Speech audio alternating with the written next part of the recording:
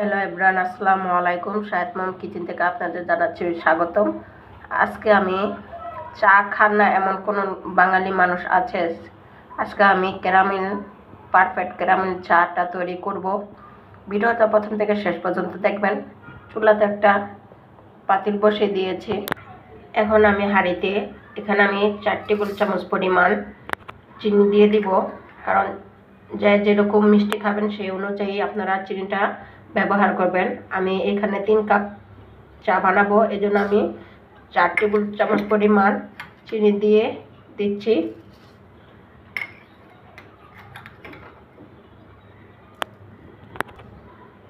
এখন আমি ক্যারামেলটা তৈরি করে নিব।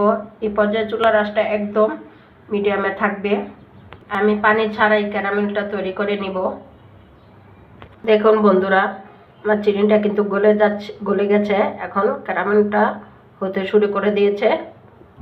এমনভাবে ক্যারামেলটা তৈরি করতে হবে যাতে পুড়ে না যায়। দেখুন বন্ধুরা, অলমোস্ট আমার ক্যারামেলটা কিন্তু তৈরি হয়ে গেছে। আর বেশি কালার করব না, তাহলে কিন্তু পুড়ে যাবে।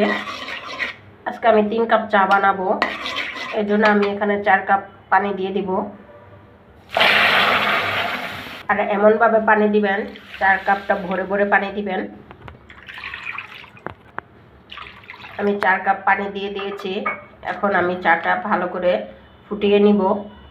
দেখুন বন্ধুরা, পানিটা কিন্তু ফুটতে শুরু করে দিয়েছে আর পানির কালারটা কত সুন্দর হয়েছে।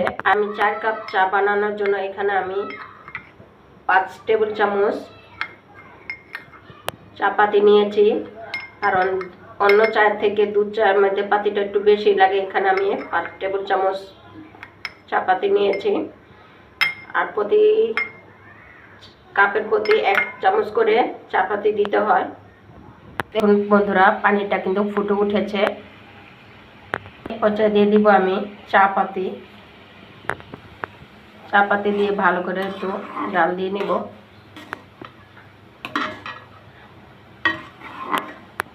আর এখানে আমি পাউডার দুধ নিয়েছি।